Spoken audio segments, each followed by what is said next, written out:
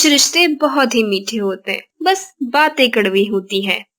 ये कहानी है शहर में रहने वाले परिवार की, जहाँ कुलवंती अपनी बहू कोमल और बेटे रजत के साथ रहती थी।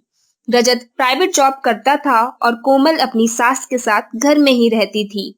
तो आइए हम देखते हैं इस सास बहू की जोड़ी को। बहू कहाँ मर गई?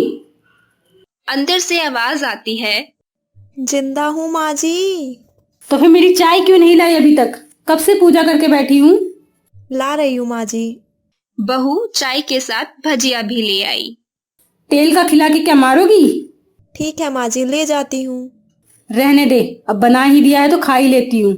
सास ने भजिया देखा और उसे उठा लिया। उठाने के बाद सास ने मुंह बनाकर बोला, कितनी गंदी भजिया बनाई है तूने। माँ जी मुझे कपड़े धोने हैं, मैं जाती हूँ। आप चाय और भजिया खाइए। बहू वहां से चली जाती है और दरवाजे के पास छिपकर खड़ी हो जाती है। सास भजिया पर टूट पड़ी और पूरा भजिया खत्म कर देती है। बहू मुस्कुराई और काम करने लग गई। दोपहर के खाने का वक्त हुआ और सास ने फिर आवाज लगाई। कुछ खाने को मिलेगा? बहू काम में इतनी मगन थी कि उसने आवाज पर ध्यान नहीं दिया। ये देखकर सास फिर चिल्लाई। भूखे मारोगी क्या?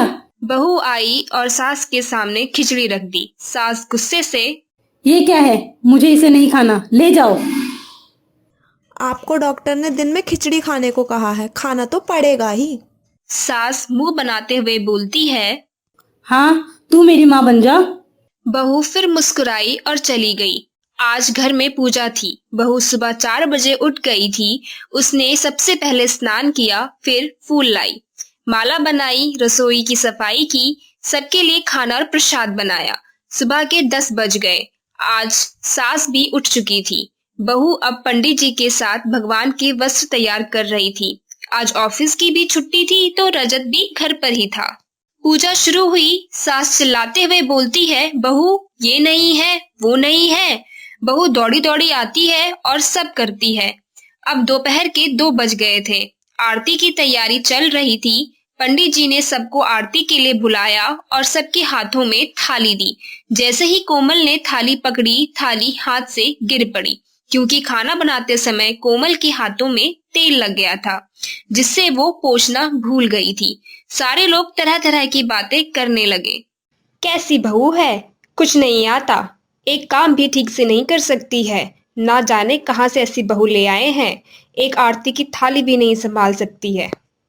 ये सब सुनकर उसके पति को बहुत गुस्सा आ गया था, पर कुलवंती चुप रही। उसने कोमल को कुछ नहीं कहा, बस यही बोल के छोड़ दिया कि सीख रही है, सब सीख जाएगी धीरे धीरे।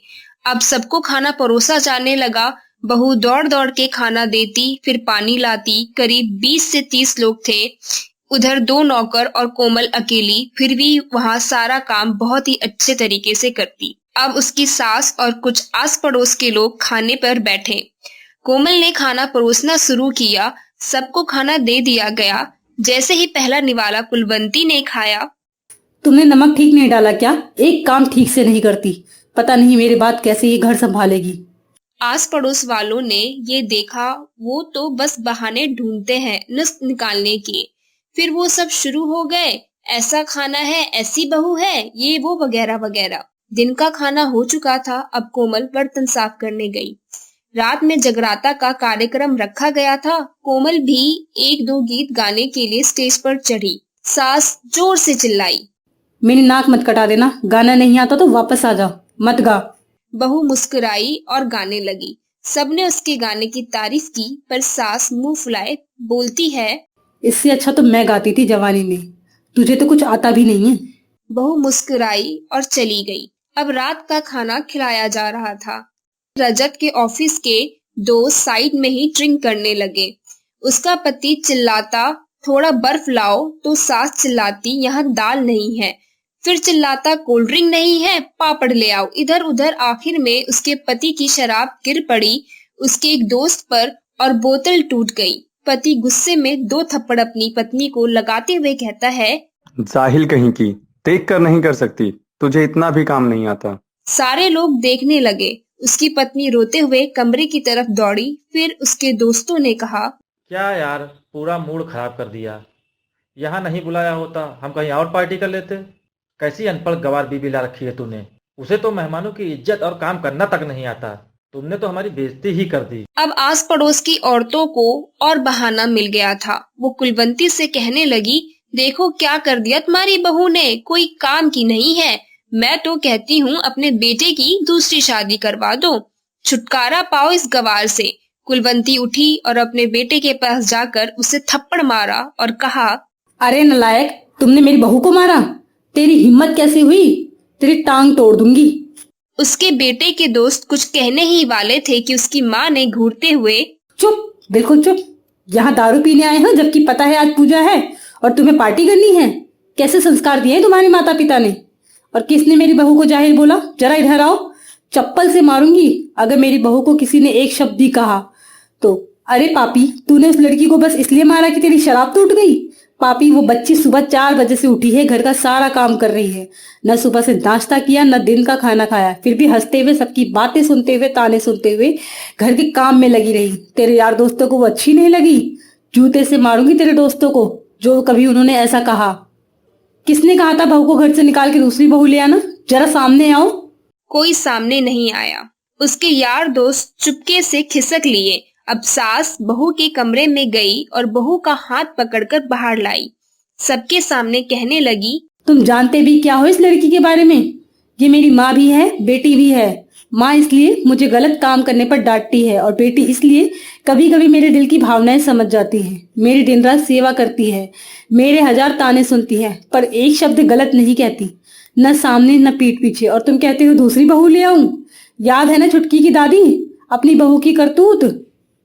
अभी पिछले हफ्ते ही तुम्हें मियाँ बीवी भूखे छोड़कर घूमने चले गए और मेरी बहू ने 7 दिनों तक तुम्हारे घर पर खाना पानी, यहाँ तक कि तुम्हारे पैर दबाने जाती थी।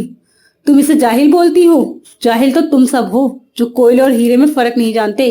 अगर मेरी बहू के बारे में किसी ने एक लफ्ज भी बोला ना तो मुझसे बुरा कोई नहीं होगा, क्योंकि ये मेरी बहू नहीं, मेरी बेटी है। कोमल सिसकियां लेते हुए फिर कमरे में चली गई। कुलवंती ने एक प्लेट में खाना लिया और कोमल के कमरे में चली गई। अपनी सास को भोजन लाते हुए देखा तो बहू ने कहा, अरे माँ जी क्या कर रहे हो, मैं खुद ले लेती। सास ने प्यार से ताना मारते हुए कहा, डर मत, इसमें जहर नहीं है, मार नहीं डालूंगी तुझे। तुझे नई सास चाहिए होगी, पर मुझे अभी भी तू मेरे घर की बहू चाहिए। बहू ने अपनी सास को रोते हुए गले से लगा लिया। सास भी रो दी पहली बार और कहा, चल खाना खा ले, फिर मेरे पैर दबाने चले आना। और ये ख्याल मन में मत लाना कि सास पैर बोलती है तो किसी दिन इसका गला दबा दूंगी, क्योंकि कभी मैं भी यही सोचती थी। दोनों खूब हंसने लगे। थोड़ी देर बाद रजत भी कमरे में आ जाता है और अपनी माँ और कोमल से अपने बर्ताव के लिए माफी मांगता है। इसके बाद तीनों हंसी खुशी रहने लगते हैं।